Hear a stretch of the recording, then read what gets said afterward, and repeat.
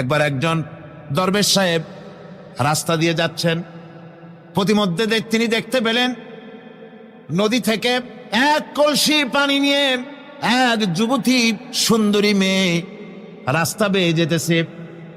দরবেশ সাহেব দাঁড়ায় গেলেন আর ওই যুবতীর দিকে এক নজরে তাকায় আছেন, চোখে পলক দেয় না। এরপরে যুবতী থমকে দাঁড়ায় গেল। আধা বুড়া মানুষ, দাড়ি অর্ধেক পাইকে গেছে, দেখতে দেখায় খুব বুজুর্গ মানুষ, কিন্তু রাস্তায় আমার একা পায়া এমনি করে তাকিয়ে আছে আর চোখ দিয়েও তো পানি পড়ে। ব্যাপারটা কি? দরবেশ কান্দে কেন? প্রতিমধ্যে আমাকে একা পেয়ে দরবেশ কাঁদে কেন, তাকিয়ে আছে কেন? মহিলার চিন্তা জাগলো। শেখ সাদি রহমতুল্লাহ আলাইহি ঘটনা লিখেছেন, বাংলা কবিতার অনুবাদ করেছেন। একদা সুখদায়ক প্রমোদা বদন, দর্শন করি মম ঝরিল নয়ন। হেসে কহে সে রূপসী সবিস্ময় মন, কহ দেখি মহাশয় কহ কি কারণ। বিষয়ে বিরাগী তুমি ভুবনে প্রচার, কি হেতু জন্মিল তব মানস বিকার। যুবতী মেয়েটি বলছে, ওগো দরবেশ সাহেব, হুজুর সাহেব, আমি একটা যুবতী মেয়ে লোক, রাস্তায় আমাকে একা পেয়ে আপনি আমার দিকে তাকায় আছেন আর কাঁদতেছেন। এই বৃদ্ধ বয়সে ভীমরতি হলে কেন? আমাকে দেখে কাঁদেন কেন আর এক নজরে কেন তাকায়ছেন? কারণটা কি? কি কুমতলব আছে? দরবেশ সাহেব বলছেন, হেসে কহিলাম বালে করহ শ্রবণ, নেত্র ঝরে তবু হেতু ভেব না এমন। হে রূপসী মেয়ে, তোমার জন্য আমি কান্দি, একথা একবারও চিন্তা করো না। যে শিল্পী রচিল ওই সুধাংশু বদন, তাহার তরে ঝরে নেত্র নয়নে জীবন। তোমার প্রেম পাওয়ার জন্যে তোমাকে দেখে লোবাতুর এবং কামুক হয়ে তোমার দিকে তাকায় কান্দি, একবারও ভেব না। আল্লাহর কসম আমি কাঁদতেছি, তোমার এত সুন্দর স্বাস্থ্য আর চেহারা যে আল্লাহ রাব্বুল আলামিন বানায় দিলেন, না জানি সেই আল্লাহ কত সুন্দর। যার সৃষ্টি এত সুন্দর সে আল্লাহ রাব্বুল আলামিন না জানি কত সুন্দর। আল্লাহ পাক সেই সুন্দর আল্লাহ রাব্বুল আলামিনকে দেখার তৌফিক যেন আমরা পাই। জোরে কর আমিন। দরবেশ সাহেব চিত হয়ে শুয়ে শুয়ে তেলাওয়াত করতেছেন আর বলছেন, আল্লাহ রাব্বুল আলামিন, তোমার সৃষ্টি নৈপুণ্যতার ভিতরে কোনো ভুল ধরার ক্ষমতা তো কোনো মানুষের নাই। তবে একটা জিনিস আমার নজরে পড়ল, এই যে বিরাট বট গাছটা, পৃথিবীতে যত গাছ আছে যেমন গাছ তেমন ফল, তাল গাছটা যেমন ফলও তেমন, নারকেল গাছটা যেমন ফলটাও তেমন, কিন্তু এত বড় বিশাল বট গাছ ফল হতেছে ছোট্ট ছোট্ট ট্যাবলেটের মতো। গাছটা যেমন ফলটা তেমন হয়নি। আল্লাহ এটা ভুল না? তুমি বলেছো যে দেখো কোনো ভুল টুল আছে নাকি? তো ভুল তো না, আমার চোখে এটা লাগলো, যেমন গাছ তেমন ফল হয়নি। দরবেশ সাহেব চিত হয়ে শুয়ে শুয়ে তেলাওয়াত করছেন, মনের মধ্যে এই চিন্তা আসলো, গাছটা যেমন তেমন ফলটা হলো না। দরবেশ সাহেব বলেন, এই চিন্তা করতেছি, হঠাৎ করে একটা দমকা হাওয়া বয়ে গেল, ডালে ডালে বাড়ি লেগে গেল। একটা আধা পাকা বটের ফল অনেক উপর থেকে বৃন্তচ্যুত হয়ে চট করে এসে আমার নাকের উপরে ফট করে পড়ল। নাকের উপরে এমন ভাবে পড়ছে, নাকটা জ্বলে উঠছে। আমি সেজদায় পড়ে গেলাম। দরবেশ সাহেব বলেন, আমি সেজদায় পড়ে গেলাম, চোখের পানি ফেলে আল্লাহর দরবারে মাপ চাইলাম। বললাম, রব্বুল আলামিন, তোমার কোনো জিনিসের ভিতরে কোনো খুঁত নাই, নিখুঁত জিনিস তুমি বানাইছো, কোনো ভুল নাই। আমি চিন্তা করেছিলাম নারকেল গাছ যেমন তার ফলও তেমন, তাল গাছ যেমন তার ফলও তেমন, বট গাছটা যেমন তেমন ফল। আমার আন্দাজ মতো, আমার চিন্তা মতো, যত বড় বট গাছ অত বড় ফলটা যদি হতো, বটের ফলটা যে পজিশন নিয়ে আমার নাকে পড়েছিল, গাছ যেমন ফল তেমন হলো, নাকও যেত, আমার মাথাও যেত। আল্লাহ রাব্বুল আলামিন বলেন, দেখো বান্দা, আমার সৃষ্টি নৈপুণ্যতার মধ্যে কোনো ভুল পাবে না। সুবহানাল্লাহ, কোনো ভুল নাই। বারবার তাকাও, কোনো ভুল পাবে না। আল্লাহ সুবহানাহু ওয়া তাআলা সুন্দর করে বানিয়েছেন, যা দেখবেন শুধু সুন্দর আর সুন্দর। সুবহানাল্লাহ বলেন, শুধুই সুন্দর। ফুলের সৌন্দর্য দেখেন, গাছের সৌন্দর্য দেখেন, জমিনের সৌন্দর্য দেখেন, পাখির সৌন্দর্য দেখেন, আল্লাহ পাক যা বানালেন সবগুলিকে আল্লাহ পাক সুন্দর করে করে সৃষ্টি করেছেন, সব গুছিয়ে গুছিয়ে সুন্দর করে করে বানিয়েছেন, অসুন্দর করে কিছু বানান নাই। ফুল দেখতে কত সুন্দর, ফুলের থেকে ফল হয়, সে ফল হওয়ার জন্য ফুলের পুংকেশর আর স্ত্রী কেশরের মিলন করতে হয়। তো ফুল তো আর চলতে পারে না, এই মিলনটা কেমনে হবে? এই জন্য আল্লাহ পাকের রুচি দেখেন, আল্লাহ পাকের রহমত দেখেন, আল্লাহর কুদরত চিন্তা করুন। সুবহানাল্লাহি বিহামদিহি। ফুল সুন্দর জিনিস, ফুলের চাইতে আর কিছু সুন্দর আছে নাকি? এত সুন্দর ফুল, এই পুংকেশর এবং স্ত্রী কেশরের বিনিময়টা কে করবে? এইটা করার জন্য আল্লাহ পাক এই দায়িত্ব তেলাপোকাকে দেন নাই, দিছেন নাকি? আরশোলাকে দিছেন, সার পোকাকে দিছেন, উই পোকাকে দিছেন, তাতে ফুলের ইজ্জত নষ্ট হবে। ফুল যেমন সুন্দর, আল্লাহর রুচি, আল্লাহ রাব্বুল আলামিনের সৌন্দর্য বোধ কত বিরাট, কত মহান আল্লাহ পাক। ফুল যেমন সুন্দর, ওই সুন্দর ফুলের উপরে তেলাপোকা পড়লে ফুলের সৌন্দর্য নষ্ট হবে। এই জন্য আল্লাহ পাক ফুল যেমন সুন্দর, ওই পুংকেশর আর স্ত্রী কেশরের মিলন ঘটাবার জন্য রব্বুল আলামিন সুন্দর প্রজাপতির ব্যবস্থা করেছেন। ফুলও যেমন সুন্দর, প্রজাপতিও সুন্দর। প্রজাপতির ডানায় কোন শিল্পী কোন তুলি দিয়ে এত রং লাগালো! সুবহানাল্লাহি বিহামদিহি, সুবহানাল্লাহি বিহামদিহি। কি সুন্দর প্রজাপতি আল্লাহ তৈরি করলেন।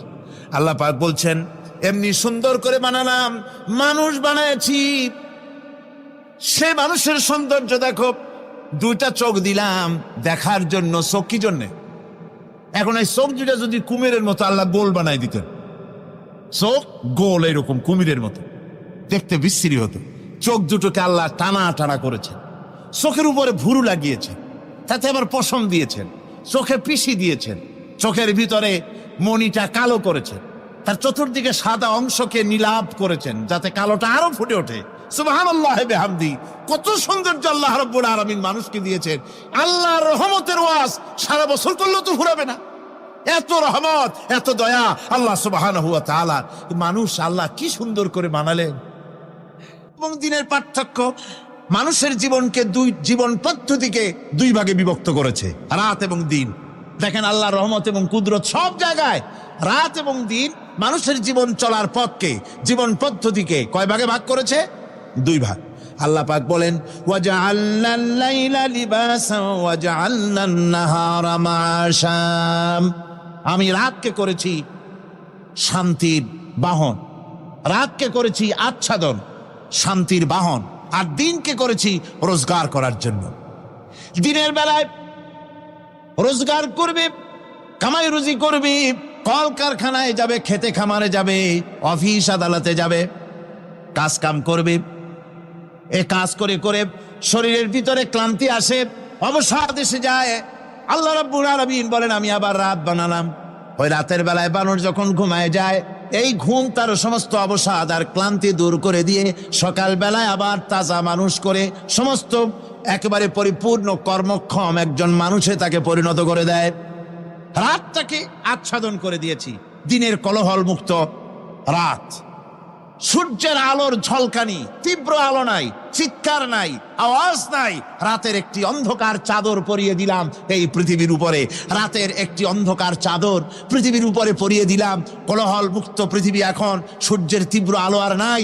এখন আরামে তুমি ঘুমিয়ে যাও, ঘুমাও, আবার সকালবেলা উঠে তুমি কাজ করবে। আল্লাহ পাক বলেন, আমি এভাবে ومن رحمته جعل لكم الليل والنهار لتسكنوا فيه ولتبتغوا من فضله। আল্লাহর রহমতের ভিতরে এটাও রহমত, আল্লাহর করুণা, আল্লাহর দয়া যে তিনি দিনকে করেছেন রুজি কামার জন্য, রাতকে করেছেন তিনি তোমাদের জন্য ঘুমাবার জন্য, বিশ্রামের জন্য। এই ব্যবস্থা আল্লাহ রাব্বুল আলামিন করেছেন, যিনি তোমাদেরকে দুপুর বেলায়, বিকেল বেলায়ও তোমাদেরকে অবসাদ গ্রহণের জন্য, আরামের জন্য দুপুর এবং বিকাল, সকাল ইত্যাদি তৈরি করেছেন। কোরআন শরীফের ভিতরে আল্লাহ পাক এ সমস্ত কথাগুলি ব্যাখ্যা সহকারে বলে দিচ্ছেন যে আমার রহমত ওয়াসিআত রাহমাতি কুল্লে সেই, সমস্ত জিনিসে চতুর্দিকে তুমি যেখানে আছো তার চতুর্দিক, আকাশ এবং জমিন, আমার রহমত তোমাকে ঘিরে রেখেছে। এ কোরআন নাজিল করেছেন সেই আল্লাহ, সেই রহমান যার দয়া সর্বত্র ছড়িয়ে আছে। আল্লাহ পাক বলছেন, এরপরে তোমাকে সৃষ্টি করলাম, জমিন সৃষ্টি করলাম খাবারের জন্য। আমার রহমতের বিষয়টা দেখো, আমি এমন দয়াবান, এমন মেহেরবান। এবার তোমার খাবারের জরুরত হলো, তুমি কি খাবে? সেজন্য এই জমিনে ফসলের ব্যবস্থা আমি আল্লাহ করেছি। জোরে বলেন সুবহানাল্লাহ। জমিন শুকায় গেছে, বৈশাখ মাসের জ্যৈষ্ঠ মাসের প্রচন্ড রৌদ্রের তাপে জমিন শুকায় গেছে। এই জমিনে তুমি ফসল ফলাবে কি করে যদি না পানি দিয়ে জমিনটারে ভিজায় দেই? আল্লাহ বলেন, জমিন ভিজাবার দায়িত্ব আমি নিলাম। আল্লাহুল্লাযী আরসালার রিয়াহা ফাতুসিরু সাহাবা। সমুদ্রের পানি, লবণাক্ত পানিগুলি বাষ্পীয় আকারে উত্থিত হয়ে যায়, মেঘমালায় পরিণত হয়ে যায়। বাতাসকে বলি, এই মেঘকে টেনে নিয়ে যাও অমুক জায়গার উপরে। মেঘ চলে এলো।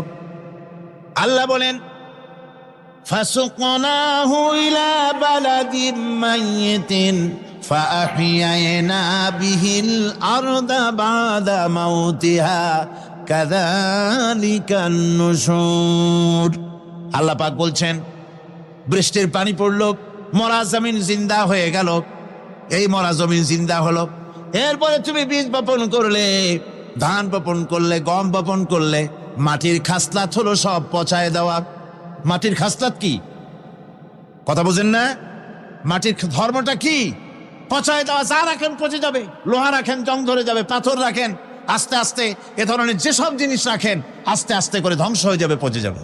ওই মাটির ভিতরে ধান এবং গম, আপনার ফসল, আপনার খাদ্য, আপনার রিজেককে আমানত করে দিলেন। আল্লাহ পাক ওটাকে হেফাজত করলেন। এরপরে ওর ভিতর থেকে পাতা অঙ্কুরিত হয়ে বেরিয়ে এলো। এখন কেউ যদি বলে, আল্লাহ যদি পানি না দেন, আল্লাহ যদি বৃষ্টিটা না দেন, তাহলে আমার অসুবিধাটা কি? আল্লাহ বলেন, দেখো বৃষ্টিটা তো আমি দিলাম। বৃষ্টিটা কে দিলেন? আল্লাহ পাক বলেন, আফারাআইতুমুল মাআল্লাযী তাশরাবুন আনতুম আনজালতুমুহু মিনাল মুজনি আম নাহনুল মুনজিলুন।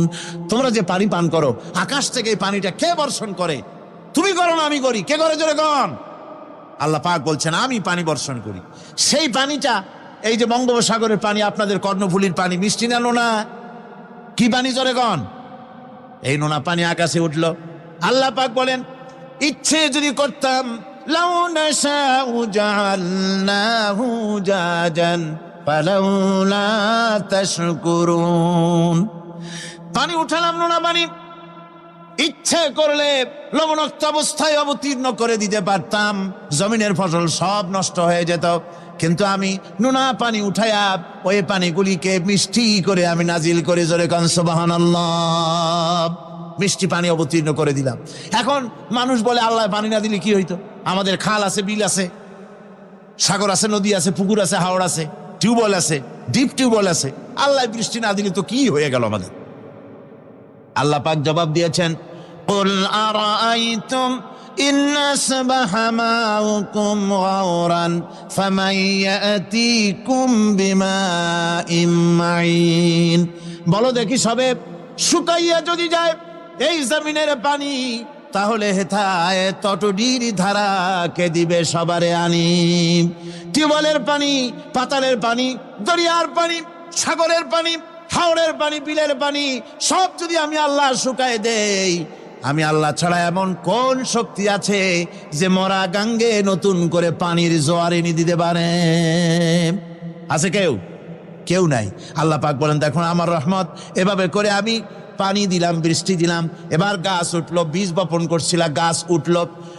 আনতুম আনশাতুম শাজারাতাহা আম নাহনুল মুনশিউন। মাটি থেকে এই গাছকে কে উদ্গত করে দিল? ওই বেটা, কে দিল? তুমি দিছো না আমি দিয়েছি? কে দিয়েছে জোরে কন? জোরে চিল্লা এখন, কে দিল? আল্লাহ পাক বলেন, গাছ উদ্গত করে দিলাম, গাছ এবার বড় হলো। এই গাছ আল্লাহ রাব্বুল আলামিন এই গাছ তৈরি করলেন। এই গাছ শুধু আপনার জ্বালানি দেয় না, গাছ শুধু ফল দেয় না, এই গাছ মানুষের জন্য, গাছ হচ্ছে বন্ধু। মানুষের জন্য গাছ কি? জোরে কন কি? বন্ধু। সেই বন্ধুরে জনমের কাটা কাটবেন নাকি? এই গাছ তৈরি হচ্ছে। গাছ বন্ধ কি করে? গাছ বন্ধ হচ্ছে আমরা যে শ্বাস প্রশ্বাস নেই, মুখের থেকে নাকের থেকে যে শ্বাসটা ফেলি, সেটা হচ্ছে আমরা গ্রহণ করি বাতাস থেকে অক্সিজেন, ছেড়ে দেয় কার্বন ডাই অক্সাইড। এটা হচ্ছে বিষ। এটা কি? আমরা নিলাম পরিশুদ্ধ অক্সিজেন, নিলাম, ছেড়ে দিলাম এটাকে বিষ করে, এই বিষটা ছড়িয়ে গেল। এখন এই বিষ যদি আল্লাহ পরিশুদ্ধ করার কোনো ফ্যাক্টরি না বানাতেন, তাহলে পৃথিবীর সমস্ত প্রাণী মরে যেত। সুবহানাল্লাহ কইতে ইচ্ছে করে না? আল্লাহ পাক কি ব্যবস্থাটা করলেন! কোন দুনিয়ায় ফ্যাক্টরি নাই, মানুষ যে বিষাক্ত করে দেয় আবহাওয়াকে, সেটাকে রিফাইন করার ব্যবস্থা মানুষের কাছে নাই। আল্লাহ ব্যবস্থা করেছেন কি? আল্লাহ পাক গাছ বানায় দিলেন, গাছের সবুজ শ্যামল রং, ঘাসের সবুজ শ্যামল রং তার খাদ্য হতেছে। আপনি যেটা ছেড়ে দেন, আপনার জন্য যেটা বিষ, সেটা হচ্ছে তার জন্য খাদ্য। কার্বন ডাই অক্সাইড গাছ টেনে নেয়, সারা রাত টানতে থাকে অক্সিজেন থেকে, বাতাস থেকে সারা রাত টানতে থাকে কার্বন ডাই অক্সাইড, খাবার হিসাবে সে টেনে নেয়। আর দিনের বেলা যখন রোদ ওঠে, সূর্যের উত্তাপ আর গাছের সবুজ রং দুটোতে মিলে এক প্রকারের রন্ধন ক্রিয়া হয়, রাঁধা হয়। সেই রান্নার মাধ্যমে গাছের ভিতর থেকে গাছ আবার অক্সিজেন মানুষের জন্য, প্রাণীর জন্য ছেড়ে দেয়। সুবহানাল্লাহ ওয়া বিহামদিহি। তো গাছ আপনার জন্য বন্ধু। এক থেকে গাছ আপনার এই কাজ করলো, ফার্নিচার বানাইলো, ছায়া দিল, ফল দিল। আল্লাহ পাক বলেন, এই গাছগুলি কে তৈরি করলো? মিয়া তুমি করছো? না, আমি করছি। আমি আমার রহমত দিয়ে তোমার গাছ বানাই দিলাম। এরপরে ফসল দিলাম, ফসল হলো, তোমার তরি তরকারি হলো, সব কিছু তোমার হয়ে গেল। এবার ফসল দেখা মানুষে যখন দেখে জমিনে বড় বড় ধানের গোছা হয়েছে, মোটা মোটা ধানের গোছা হয়েছে, মোছে তখন তেল মাখে আর নতুন নতুন গানের আয়োজন করে। এবার ফসল বেশি হয়েছে, গান, থিয়েটার, বাজনা, গুনাগার বিবি, কত রকমের গানের ব্যবস্থা করে ফেলে। জমিনে ফসল আর মোছে তেল মাখে আনন্দে। আল্লাহ রাব্বুল আলামিন বলেন, লাউ নাশাউ লাজআলনাহু হুতামান ফাযালতুম তাফাক্কাহুন। আমি যদি ইচ্ছে করি তোমার জমিনের সমস্ত ফসলটাকে আমি সম্পূর্ণ কুটায় পরিণত করে দিতে পারি, তুষে পরিণত করে দিতে পারি। পারেন না? ধানের ভিতরে আল্লাহ যদি চাউল না দেন, তাহলে সব তুষ হয়ে যাবে না? তখন কি করবেন আপনারা? কি করবেন? কোন বাংলাদেশ তখন হরতালের দেশ। যখন আপনি দেখলেন যে জমিনে ধানে এবার সব তুষ হইছে, তখন আল্লাহর বিরুদ্ধে হরতাল করেন। লাভ হবে কিছু? লাভ হবে? আল্লাহর বিরুদ্ধে আপনারা অনশন ধর্মঘট করেন, লাভ হবে কিছু? কোনো লাভ হবে না। আল্লাহ রাব্বুল আলামিন বলেন, কোনো লাভ হবে না, বরং তোমরা তখন বলবে, ইন্না লামুগরামুন বাল নাহনু মাহরুমুন। কপালে তখন আঘাত করবে, করাঘাত করতে থাকবে আর বলবে যে আরে কপাল পোড়া হয়ে গেলাম, হতভাগ্য হয়ে গেলাম, বঞ্চিত হয়ে গেলাম, আল্লাহর রহমত থেকে সর্বনাশ হয়ে গেল। তখন কপালে আঘাত করা ছাড়া আর কিছুই করতে পারবে না। আল্লাহর বিরুদ্ধে মিছিল চলে না, সমাবেশ চলে না, বিক্ষোভ চলে না, হরতাল চলে না। মহান আল্লাহ রাব্বুল আলামিন বলছে, দেখো এইভাবে করে তোমার ফসলের ব্যবস্থা আমি আল্লাহ করেছি। আমি রহমান, আমি আল্লাহ পাক। কি এমন রহমান! আজ জমিনের ফসল বৃদ্ধির জন্য ইউরিয়া, সুপার সালফেট, সালফার সারের ব্যবস্থা হয়েছে, নানান জাতের সারের ব্যবস্থা হয়েছে। যখন এই সার মানুষ তৈরি করতে শেখে নাই, আবহমান কাল থেকে এই জমিনের জন্য সারের ব্যবস্থা কে করেছেন? জোরে কন। আল্লাহ পাক বলেন, আমিন আয়াতিহি আইয়ুরিকুমুল বারকা খাউফাও ওয়া তামাম। আমার অসংখ্য নিদর্শনাবলীর মধ্যে এটাও একটি নিদর্শন, যে আকাশে বিদ্যুৎ চমকে মেঘের গর্জন হয়।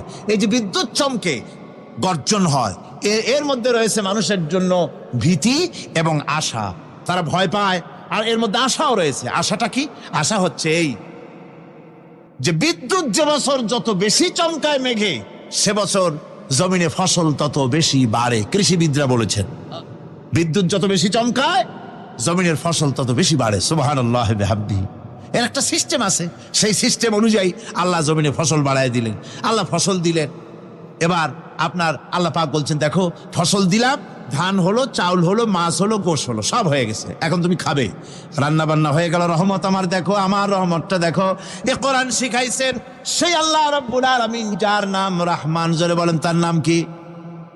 রহমান।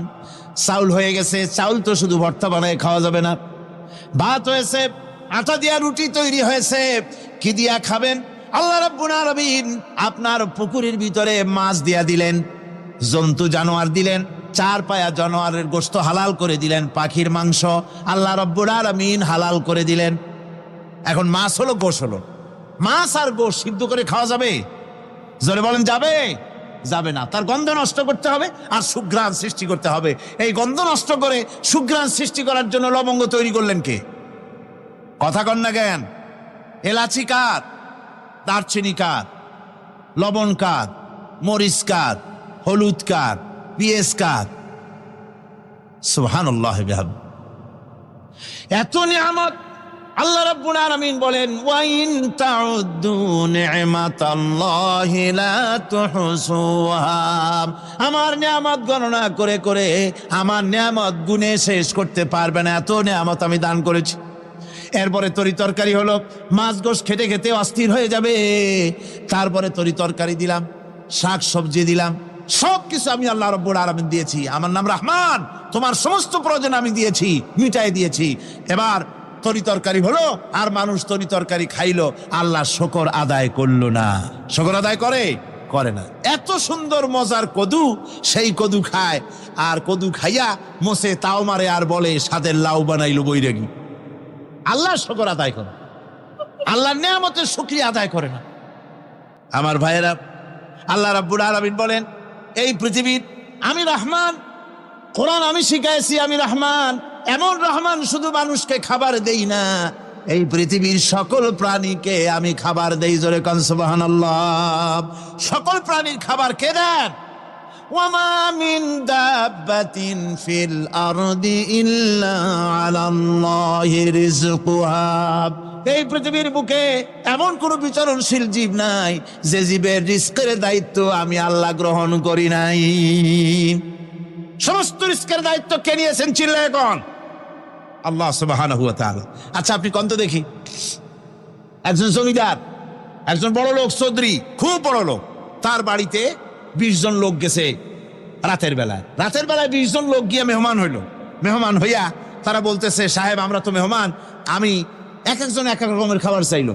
একজনে বললো আমি হরিণ খাবো, আর একজনে কয় আমি মুরগি খাবো, আর একজনে বললো আমি খরগোশ খাবো, আর একজনে বললো আমি হাতি খাবো, আর একজনে বললো আমি ছাগল খাবো।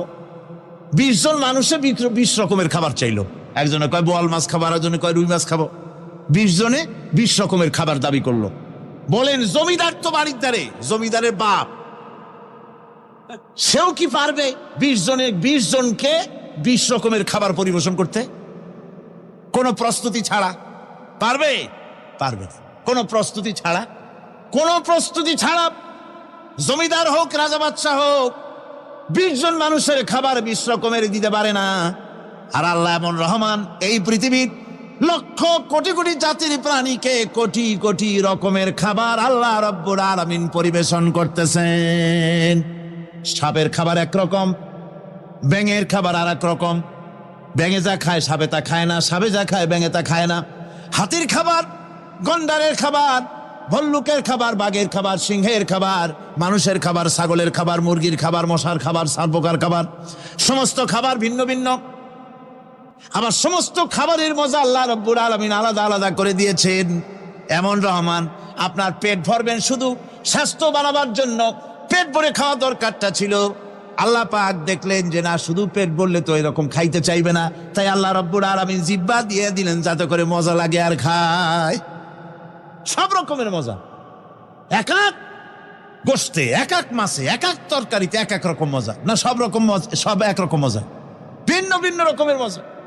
আল্লাহ পাক বলেন আমি রহমান, দেখো আমি কিভাবে খাওয়াই। ওয়া কাইয়্যিম মিন দাব্বাতিন লা তাহমিলু রিজকুহা আল্লাহু ইয়ারযুকুহা ওয়া ইয়্যাকুম।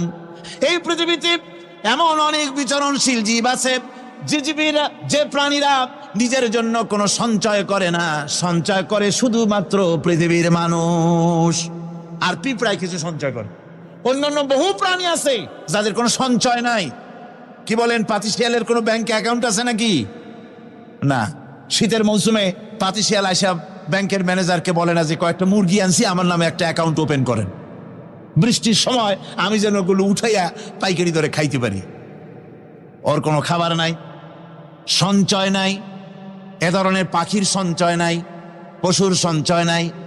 মহান আল্লাহ রাব্বুল আলামিন তিনি বলছেন, সকালবেলায় পাখি তার বাসা দিয়া ক্ষুধার্ত পেট নিয়ে পাখিগুলি উড়ে চলে যায়। সাপ তার গর্ত থেকে বের হয় খালি পেটে, পাতি শৃগল খালি পেট নিয়ে গর্ত থেকে বেরিয়ে যায়। তিমির মতো অত বড় প্রকাণ্ড প্রাণী, হাতির মতো প্রকাণ্ড প্রাণী, গরিলা, শিম্পাজি, ওরাংওটাং, পিঁপড়া থেকে শুরু করে নিয়ে প্রকাণ্ড তিমি পর্যন্ত সমস্ত প্রাণীগুলি সকালবেলায় খালি পেটে বেরিয়ে যায়। সারাদিন ঘোরাঘুরির পর আল্লাহ সুবহানাহু ওয়া তাআলা বলেন, সন্ধ্যাবেলায় সমস্ত প্রাণীর পেটগুলি ভরে আমি আল্লাহ তাদের বাসায় ফিরাইয়া দেই।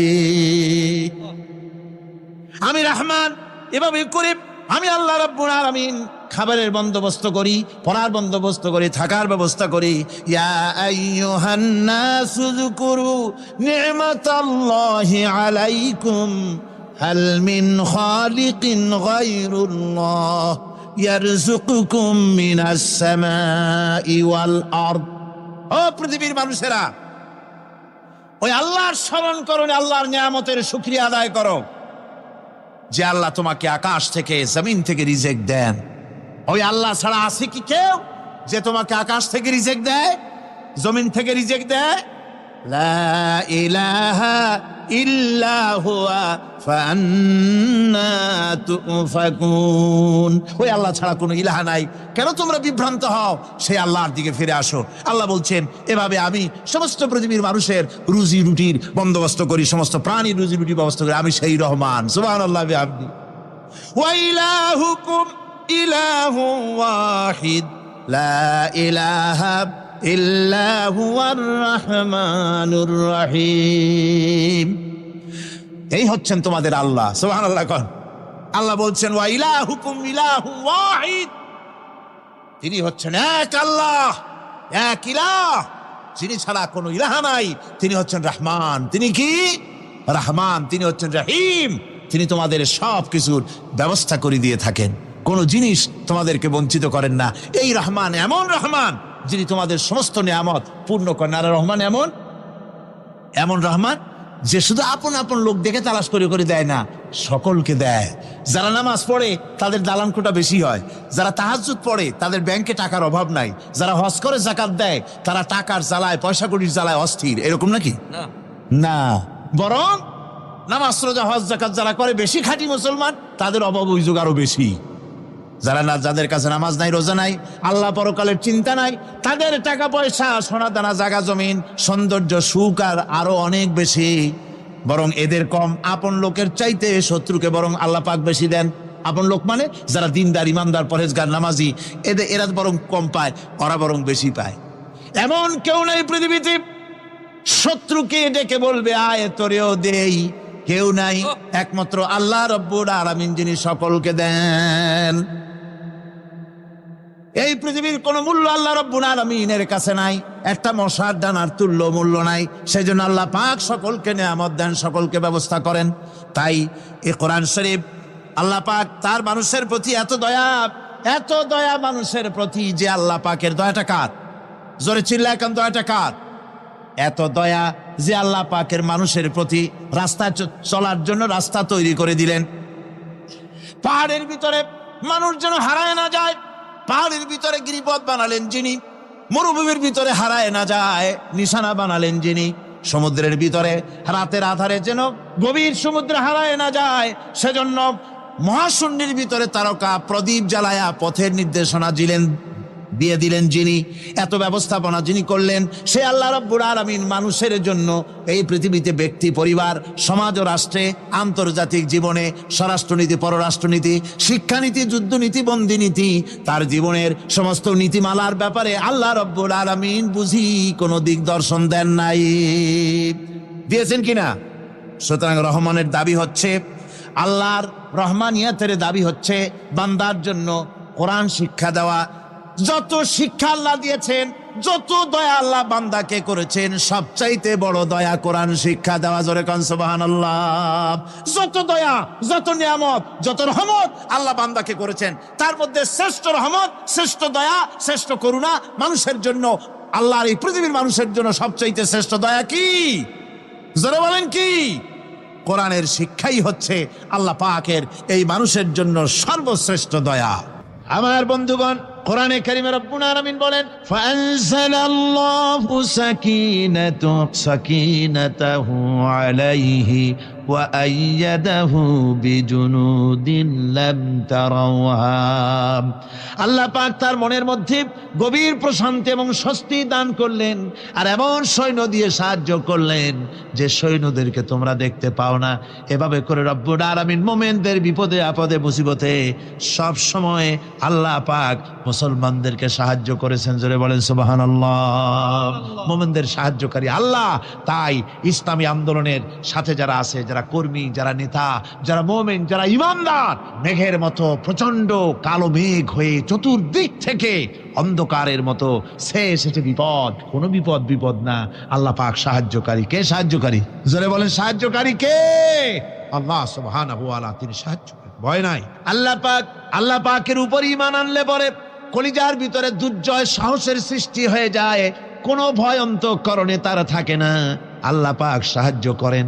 আর আল্লাহর উপরে ঈমান আনলে পরে রব্বুল আলামিন বলেছেন, ইয়া আইয়ুহাল্লাযীনা আমানু হাল আদুল্লুকুম আলা তিজারাতিন তুনজিকুম মিন আযাবিন আলীম। এমন একটা ব্যবসার কথা কি বলবো না যে ব্যবসায় তোমাদেরকে জাহান্নামের আযাব থেকে বাঁচায় দেবে। তার প্রথম কাজই হলো আল্লাহর প্রতি ঈমান আনা। ঈমান আনলে পরে এই সমস্ত গুণ তৈরি হয়ে যায়। আর ঈমানে সবচাইতে উপকৃত হয় সমাজের লোকেরা, রাষ্ট্রের লোকেরা, পরিবারের লোকেরা, দেশের মানুষ উপকৃত হয় মুমিনদের দিয়ে ঈমানের কারণে। তার কারণ হলো একজন মুমিন, একজন ব্যক্তি যখন ঈমানদার হয়, মুমিন হয়ে যায়, আল্লাহর প্রতি যখন প্রগাঢ় বিশ্বাস তার এসে যায়, তখন সেই ব্যক্তি নৈতিকতার মান তার বেড়ে যায়। জোরে বলেন সুবহানাল্লাহ। নৈতিক চরিত্রের উপরে সে প্রতিষ্ঠিত হয়। সে মিথ্যা বলতে সাহস পায় না। মুমিন ব্যক্তি মিথ্যা বলতে সাহস পায় না। কেন পায় না? মিথ্যা বলতে সাহস পায় না, ঠকাতে সাহস পায় না, ওজনে কম দিতে সাহস পায় না, শয়তানি বদমাশি করতে সাহস পায় না। তার কারণ হলো আল্লাহ পাক বলে দিয়েছেন, মুমিন কোরআনের ভিতরে পড়েছে, ইয ইয়াতালাক্কাল মুতালাক্কিয়ানি আনিল ইয়ামিনি ওয়া আনিশ শিমালি কাঈদ। দুজন নিয়ন্ত্রণকারী ফেরেশতা তোমার ডানে এবং বামে বসে বসে তোমাকে নিয়ন্ত্রণ করছে। কোথায় যাও, কি করো, এই ফেরেশতারা বসে বসে সব দেখতেছে। মা ইয়ালফিযু মিন কাওলিন ইল্লা লাদাইহি রাকীবুন আতীদ। মানুষ এমন কোনো কথা বলে না যা ফেরেশতারা রেকর্ড না করে, সব রেকর্ড হয়ে যায়। তাই মুমিন ব্যক্তি দায়িত্বহীন কথা বলতে পারে না। মুমিন ব্যক্তির চরিত্র ভালো হয়ে যায়। সে যে কথা বলে বুঝে শুনে কথা বলে, সে যে ওয়াদা করে বুঝে শুনে ওয়াদা করে। যেহেতু সবকিছুর জবাব কিয়ামতে দিতে হবে। কোথায় দিতে হবে? কোথায় দিতে হবে?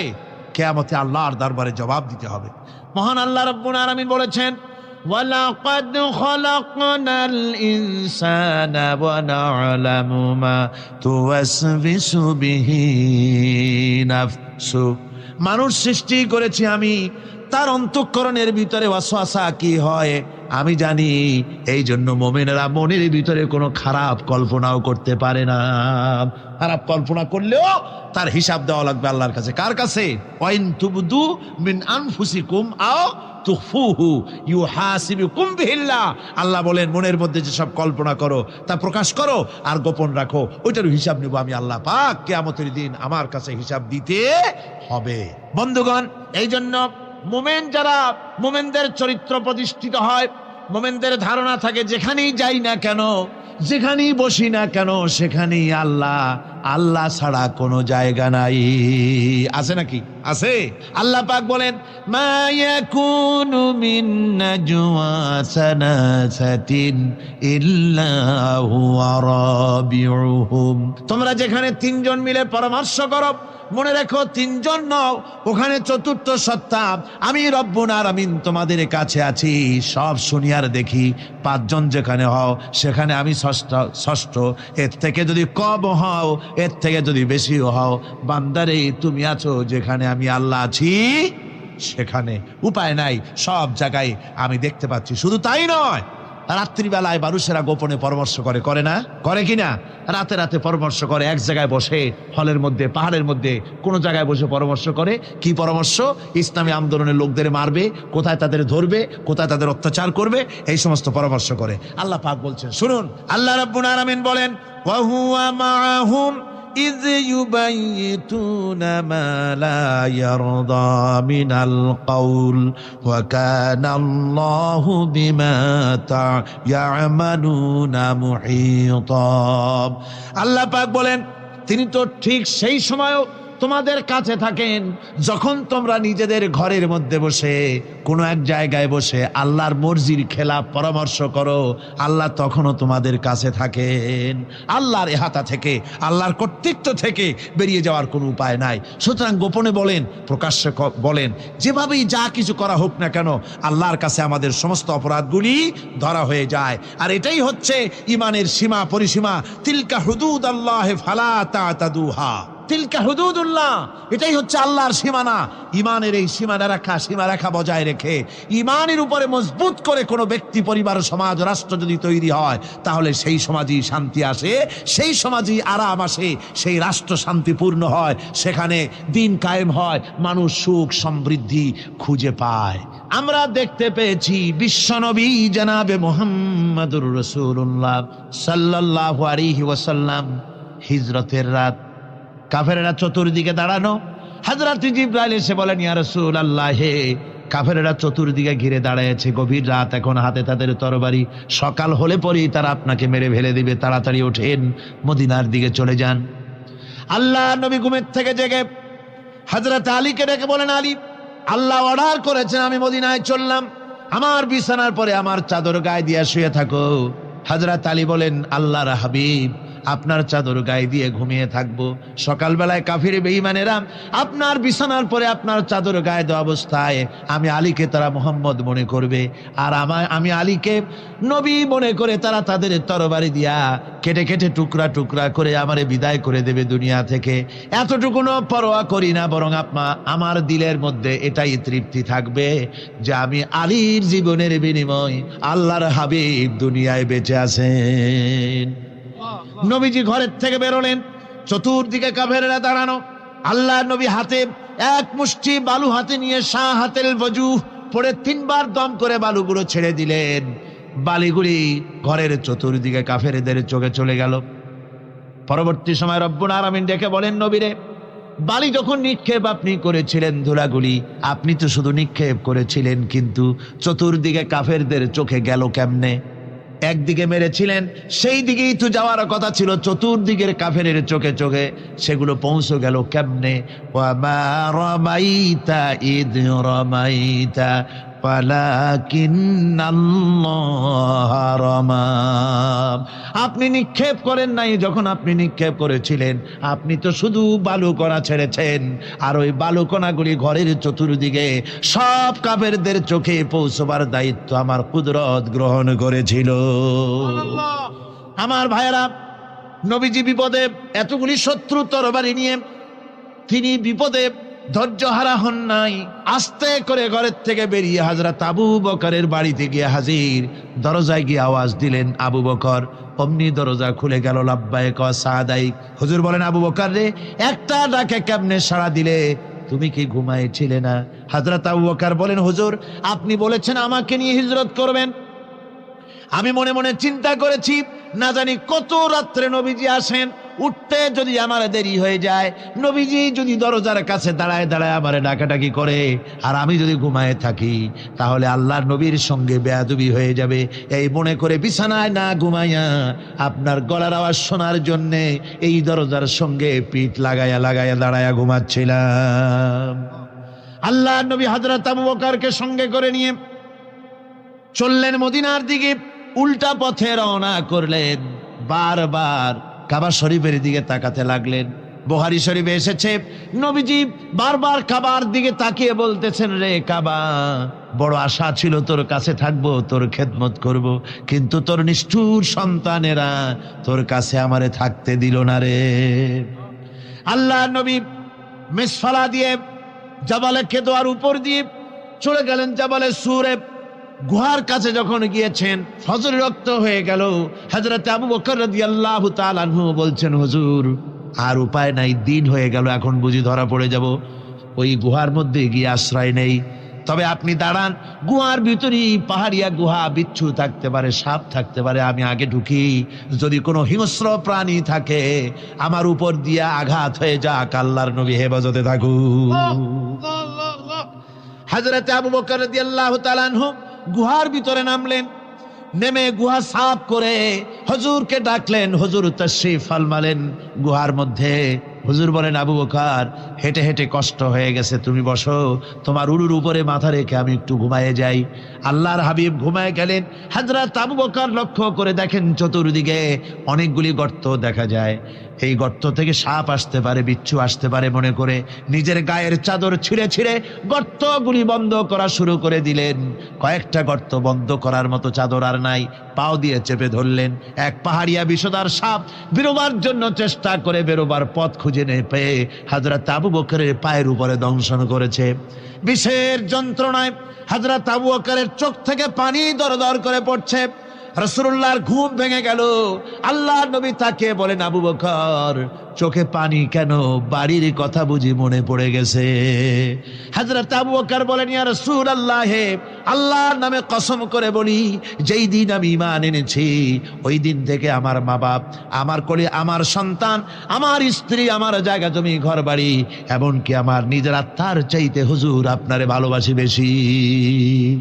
তাহলে কাঁদো কেন? হযরত আবু বকর বলেন, হুজুর, বাড়ির জন্য কাঁদি না, ছেলেপেলের জন্য কাঁদি না, সাপে দংশন করেছে, যন্ত্রণায় কাঁদতেছি। আল্লাহ নবী সঙ্গে সঙ্গে মুখ থেকে থুতু বার করে যন্ত্রণার জায়গায় লাগাই দিলেন। সঙ্গে সঙ্গে যন্ত্রণা বন্ধ হয়ে গেল। হুজুর বললেন, আবু বকর, প্রথম যখন তোমার এই আঘাত করেছিল সাপে, আমাকে কেন তাড়াতাড়ি বলো নাই? এতক্ষণ তো তোমার কষ্ট হতো না। হযরত আবু বকর বলেন, ইয়া রাসূলুল্লাহ, ওটা তো সাপে কাটার যন্ত্রণা, ওই যন্ত্রণায় আমার রক্ত জ্বলতেছে, যন্ত্রণায় যন্ত্রণায় আমার কলেজাটা যদি ফেটেও যেত। আল্লাহর হাবিব আরাম ফরমাচ্ছিলেন, আমি তাকে আরামে বিঘ্ন ঘটাতে পারতাম না। আমার ভাইয়েরা, হযরতে আবু বকর, হযরতে রাসূল দুজন বসে আছেন। এমনি সময় কাফের বেঈমানেরা খুঁজতে খুঁজতে জায়গা মতো এসে গেছে। একজনে বলে ভিতরে আছে, আর একজনে বলে নাই। পায়ের যদি থাকবে তাহলে মাকড়সায় জাল বুনালো কি করে, পাখি ডিম পেড়ে বসে আছে কি করে, তাদের সন্দেহ হতে লাগলো। এর মধ্যে নাই একজন বলে আছে আর একজন বলে নাই। হযরত আবু বকর ভয়ের চোটে কেঁদে ফেলেছেন, হুজুর আর উপায় নাই। এই যে অবস্থা, এই অবস্থার ভিতরে, এই অবস্থার ভেতরেও আল্লাহ নবী এতটুকু ঘাবড়ে যান নাই। শত্রুরা তরবারি নিয়ে এসেছে, সুযোগ পেলেই একটু তাকালেই দেখতে পাবে, তুলে মেরে ফেলে দেবে। আল্লাহর হাবিব মোটেই ধৈর্য হারালেন না, এতটুকুন হতাশ হলেন না। আল্লাহ পাকের হাবিব তার সাথীকে কি বললেন? তখন কোরআনে কারীম সূরা তাওবার মধ্যে আল্লাহ তা উদ্ধৃত করেছেন মুমিনদের জন্য, ইযহুমা ফিল গার إذ يقول لصاحبه لا تحزن إن الله معنا। ও আমার সাথী, ও বন্ধু, ভয় করো না, চিন্তা করো না, আমরা মাইনরিটি নই, আমরাই মেজরিটি। তার কারণ আল্লাহ আমাদের সাথে আছেন। সুবহানাল্লাহ, আল্লাহ আমাদের সাথে আছে। মুসা আলাইহিস সালাম ভয় পেয়ে গেলেন। আল্লাহ রাব্বুল আলামিন বলেন, ভয় পাওয়ার কোনো কারণ নাই, তোমার প্রশ্নের জবাব আমি এভাবেই দিলাম। এক গ্লাস পানি নিয়ে কয়েক মিনিট দাঁড়াইতে পারো নাই, ঘুমের সঙ্গে সঙ্গেই গ্লাস পড়ে ভেঙে গেল। তামাম আকাশ আর জমিন, গোটা সৃষ্টি জগৎ তোমার আল্লাহ পাকের হাতের মুঠার মধ্যে রয়েছে। আল্লাহ যদি ঘুমায় যায় সব শেষ হয়ে যাবে। তামাম সৃষ্টি জগতের ট্রাফিক কন্ট্রোল আল্লাহ কর্তৃক হয়, আর মানুষের যা হয় আল্লাহ পাক তার থেকে সম্পূর্ণ মুক্ত। আল্লাহ পাকের ঘুম নাই, তন্দ্রাও নাই। লা তাখুযুহু সিনাতু ওয়ালা নাওম, ঘুমও নাই, তন্দ্রাও নাই। আল্লাহ পাক সমস্ত রকমের মানবীয় কোয়ালিটি থেকে, গুণ থেকে মুক্ত, মুবাররা, পবিত্র। হযরত ইমাম আবু হানিফা রাহমাতুল্লাহ আলাইহির সাথে এক নাস্তিকের বহস হবে। স্থান এবং তারিখ নির্ধারণ করা হলো। ইমাম সাহেব দেরি করে আসলেন।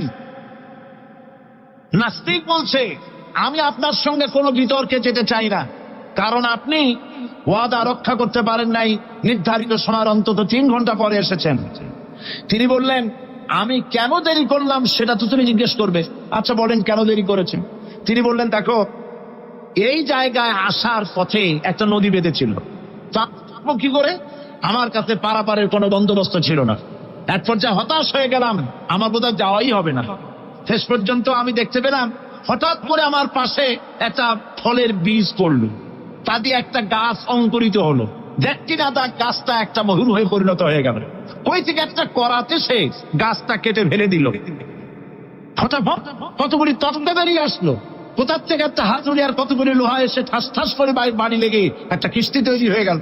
কিস্তিটা ধাবায় পড়লো নদীতে, আমি লাফ দিয়ে উঠলাম, তাই তা দেরি হল। নাস্তিক বলছে, আপনার সাথে আমি জানছিলাম যে আপনি অত্যন্ত বুদ্ধিমান মানুষ, কিন্তু যে ঘটনা শুনাইলেন আপনার স্ক্রু একটাও টাইট আছে বলে মনে হয় না। আপনার সাথে আর কোনো বহস নয়। তিনি বললেন, কেন?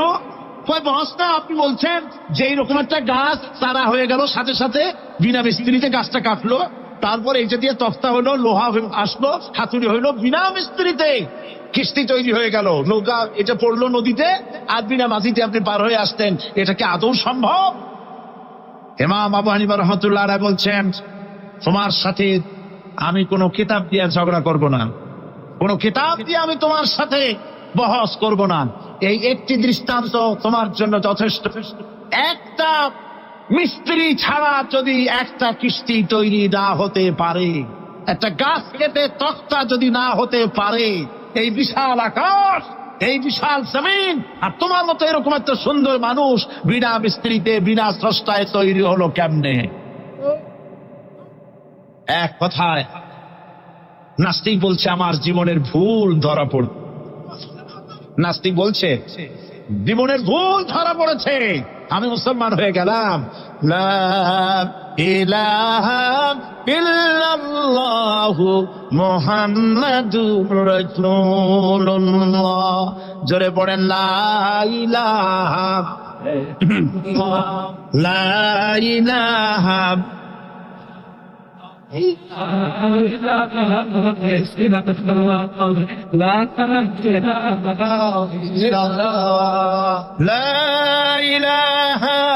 ইল্লাল্লাহু মুহাম্মাদুর রাসূলুল্লাহ।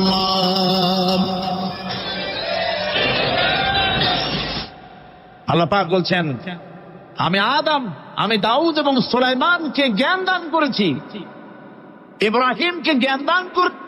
কোরআন শরীফের বহু জায়গায় শুধু জ্ঞানের কথাই বলা হয়েছে। সুবহানাল্লাহ। সুতরাং বুদ্ধিজীবী, এই বুদ্ধিজীবীরা তারা আসল জ্ঞানটা নাই।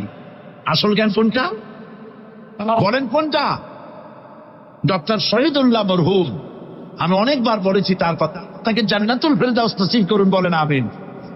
ডক্টর শহীদুল্লাহ মরহুম বলতেন তার লোকদেরকে যে তোমরা বিদেশ থেকে অনেক ডিগ্রি নামের আগে আনতে পারো, তোমরা পণ্ডিত, একথা আমি স্বীকার করি, কিন্তু কোরআন শরীফের জ্ঞান যদি না থাকে তাহলে পণ্ডিতের আগে আর একটা শব্দ বসবে, মূর্খ পণ্ডিত।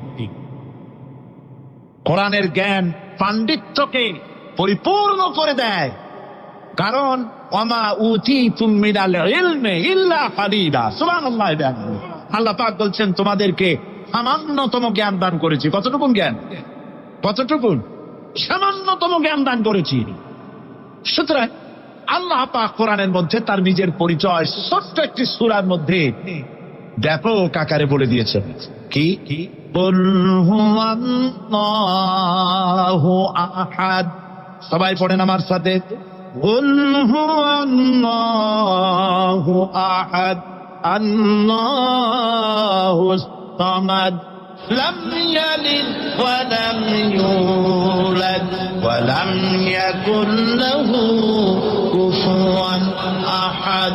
আল্লাহ পাক বলেন আল্লাহ এক এবং একক, তিনি কারো মুখাপেক্ষী নন, তিনি কাউকে জন্ম দেন নাই, তাকেও কেউ জন্ম দেয়নি। আকাশ আর জমিনে আল্লাহর সমকক্ষ কেউ নাই। সুবহানাল্লাহ। তাকে কেউ জন্ম দেয়নি, তিনিও কাউকে জন্ম দেননি। তিনি এক, তিনি ছিলেন, তিনি আছেন, তিনি থাকবেন। তার শুরুও নাই, তার শেষও নাই। সুবহানাল্লাহ। এই আল্লাহ রাব্বুল আলামিন তার পরিচয় আয়াতুল কুরসি সার্বভৌমত্বের পরিচয় দিয়েছে, আল্লাহর পরিচয় দিয়েছে। আল্লাহ তিনি খালিক। মানব সৃষ্টি এবং পৃথিবীর সৃষ্টি ইতিহাস ঘাটলে মানুষের যদি কিসমত ভালো থাকে তাহলে আল্লাহর সান্নিধ্য, আল্লাহর অস্তিত্ব সম্পর্কে জ্ঞান তাকে আল্লাহ পাক দান করে দেন। সুবহানাল্লাহ। পৃথিবীর সৃষ্টির ব্যাপারে বুদ্ধিজীবীরা কি বলছেন দেখুন। পৃথিবীর সৃষ্টির ব্যাপারে বিজ্ঞানীরা বলছেন যে এই পৃথিবী এরকম ছিল না। তো কিরকম ছিল? এইটা সূর্যের পাশ থেকে একটা উজ্জ্বল শক্তিশালী জ্যোতিষ্ক দারুণ ফোর্স দিয়ে যাচ্ছিল।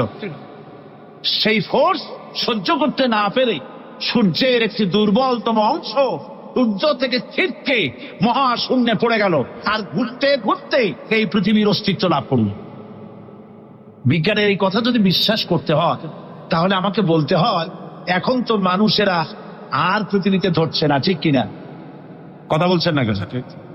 মানুষ পৃথিবীতে এখন ধরতেছে, বিভিন্ন দেশ খালি বলতেছে মানুষ কমাও, সন্তান কমাও, বিভিন্ন পদ্ধতি গ্রহণ করো, আর মানুষ বাড়াইও না। আল্লাহ পাক বলছেন আল্লাহু লা ইলাহা ইল্লা হুয়াল হাইয়ুল কাইয়্যুম। আল্লাহ হচ্ছেন তিনি যিনি ছাড়া কোনো ইলাহ নাই। লা ইলাহা ইল্লাহু, তিনি ছাড়া কোনো ইলাহ নাই, সার্বভৌমত্বের মালিক কেউ নাই। এই যে লা ইলাহা, কোন ইলাহ নাই, আমরা কালেমার মধ্যে এই কথাটা বলি। আমাদের কালেমায় তাইয়্যিবা আমরা কি উচ্চারণ করি? লা ইলাহা ইল্লাল্লাহু মুহাম্মাদুর রাসূলুল্লাহ। জোরে বলেন লা ইলাহা, লা ইলাহা ইল্লাল্লাহু মুহাম্মাদুর রাসূলুল্লাহ। লা ইলাহা, কোন ইলাহ নাই। এই দাওয়াত দিয়েছেন দুনিয়ার সমস্ত পয়গম্বর। এইটা কি শুধু রাসূলুল্লাহর দাওয়াত ছিল? সমস্ত নবীদের স্লোগান ছিল একটা। সমস্ত নবীদের স্লোগান ছিল কয়টা? সবাই বলুন, কি সেই স্লোগান? লা ইলাহা ইল্লাল্লাহ। কোরআন শরীফের ভিতরে ইলাহ শব্দ 147 বার এসেছে। লা ইলাহার অর্থ যদি এই হয় কোন উপাস্য নাই আল্লাহ ছাড়া, কোন মাবুদ নাই আল্লাহ ছাড়া, মুহাম্মদ সাল্লাল্লাহু আলাইহি ওয়াসাল্লাম আল্লাহর প্রেরিত রাসূল, তাহলে তো এত ঝঞ্ঝাট হওয়ার কথা ছিল না। আপনারা বলেন, নবীরা যখনই এই দাওয়াত দিয়েছেন লা ইলাহা ইল্লাল্লাহ, তখন সংঘর্ষ হয়েছে কিনা? হয়েছে কিনা? বাধা আসছে কিনা? তাহলে এই কথাটা কি যার কারণে এরকমের বাধা আসে? লা ইলাহা ইল্লাল্লাহ, এর চাইতে বিপ্লবাত্মক, এর চাইতে রিভলিউশন সৃষ্টিকারী কথা আল্লাহর আকাশের নিচে জমিনের উপরে আর একটাও হতে পারে না। লা ইলাহা ইল্লাল্লাহ। ইলাহ শব্দের অর্থ শুধু উপাস্য আর মাবুদ নয়, ইলাহ শব্দের অর্থ হচ্ছে আইনদাতা, ইলাহ শব্দের অর্থ হচ্ছে শাসনকর্তা, ইলাহ শব্দের অর্থ হচ্ছে বিধানদাতা। তো লা ইলাহা যখন একটি লোক ঘোষণা করে, তার অর্থ দাঁড়ায় কোনো আইনদাতা নাই, বিধানদাতা নাই, শাসনকর্তা নাই, কারো আইন মানি না, বিধান মানি না, শাসন মানি না, আল্লাহ ছাড়া। কে ছাড়া? আল্লাহ ছাড়া। এই কালেমার দাওয়াত যখন পয়গম্বরেরা দিয়েছেন, তখন 3 শ্রেণীর লোকেরা বাধা দিয়েছে। বলেন কয় শ্রেণী? সবাই বলেন। 3 শ্রেণীর লোকেরা বাধা দিয়েছে, লক্ষ্য করুন। 1 নম্বরে বাধা দিয়েছে রাষ্ট্র শক্তি। 1 নম্বরে বাধা দিল কারা? 2 নম্বরে বাধা দিয়েছে ধনাঢ্য ব্যক্তিবর্গ। 3 নম্বরে বাধা দিয়েছে যারা কায়েমি স্বার্থবাদী ধর্মীয় শক্তি। এই 3টি শ্রেণী সমস্ত নবীদেরকে বাধা দিয়েছে। সেই বাধা অতীতে যারা দিত, এখন আর দেয় না নাকি? এখনো দেয়? দেখুন, এই কালেমার দাওয়াত হযরতে মূসা আলাইহিস সালামকে যেদিন আল্লাহ পাক প্রথম ওহী দিলেন, এই দাওয়াত শুধু রাসূল দেন নাই, আল্লাহ পাক বলছেন প্রত্যেক নবী তার জাতিকে এই দাওয়াত দিয়েছেন। কি? আল্লাহ রাব্বুল আলামিন বলেন, সকল নবী তার কওমকেই বলে দাওয়াত দিয়েছেন, ইয়া কওমি ইবুদুল্লাহ মা লাকুম মিন ইলাহিন গায়রু। হে সম্প্রদায়, আল্লাহ ছাড়া কোনো ইলাহ নাই, তার ইবাদত করো, তারই দাসত্ব করো, তার গোলামি করো। আল্লাহ পাক মূসা আলাইহিস সালামকে যখন নবুয়াত দিলেন, প্রথম যে ওহী এলো, প্রথম ওহীটাই ছিল ইন্নানি আনাল্লাহ লা ইলাহা ইল্লা আনা ফা'বুদনি ওয়া আকিমিস সালাতা লিযিকরি। নিশ্চয়ই আমি আল্লাহ, আমি ছাড়া কোন ইলাহ নাই, আইনদাতা নাই, বিধানদাতা নাই, সুতরাং আমার দাসত্ব করো এবং আমার শরণার্থে নামাজকে প্রতিষ্ঠা করো। মূসা আলাইহিস সালামকে আল্লাহ পাক ওহী দিয়ে তাকে পাঠালেন। কোথায় পাঠালেন? আল্লাহ পাক বলেন, ইযহাব ইলা ফিরআউনা ইন্নাহু তাগা। গোটা কওম নাফরমান, আল্লাহর আইন কেউ মানছে না। গোটা কওমের কাছে না খাইয়া আল্লাহ পাক সর্বপ্রথম মূসা আলাইহিস সালামকে দাওয়াত নিয়ে কার কাছে পাঠালেন? ফেরাউনের কাছে। কারণ ফেরাউন হচ্ছে রাষ্ট্রশাসক। ফেরাউন কি? রাষ্ট্রশাসক। হযরতে মূসা আলাইহিস সালাম ফেরাউনের কাছে গেলেন আর দাওয়াত দিলেন, ফেরাউন পড়ে নাও লা ইলাহা ইল্লাল্লাহ। একটি কথা আপনাদের মনে রাখতে হবে, দুনিয়ার কোন ফেরাউন, কোন নমরুদ, কোন সাদ্দাত, কোন হামান কেউ বলে নাই যে আমি আল্লাহ, আমি রাজ্জাক, আমি খালেক, আমি পৃথিবীর সৃষ্টি করেছি। কথা কেউ বলেছে? কেউ বলে নেই। কি বলেছে তারা? ফেরাউন বলেছে, মা আলিমতু লাকুম মিন ইলাহিন গায়রি, আমি তো জানি না আমি ছাড়া আরো কোনো ইলাহ আছে, এ কথা আমার জানা নাই, সুতরাং আমি হচ্ছি ইলাহ, আর তুমি বলছো লা ইলাহা। তার মানে হচ্ছে ওই সময় পয়গম্বরেরা, আল্লাহর নবীর সাহাবীরা, তারা জানতেন যে আমরা কিসের দাওয়াত দেই, আর যারা শুনতো তারাও বুঝতো কিসের দাওয়াত শুনতেছি। আজ আমার দেশে একই কালেমার দাওয়াত দেওয়া হয়, কিন্তু মানুষেরা বুঝতে পারে না কি শুনতেছি। ভাষা জানার ব্যাপারে, বোঝার ব্যাপারে হলো আসল বিষয়। এটা বুঝাতে গিয়ে আমি মাঝে মধ্যে একটা দৃষ্টান্ত দেই এভাবে। একজনের একটা রেশনের দোকান ছিল, সেই দোকানে তার একটা ময়না পাখি ছিল।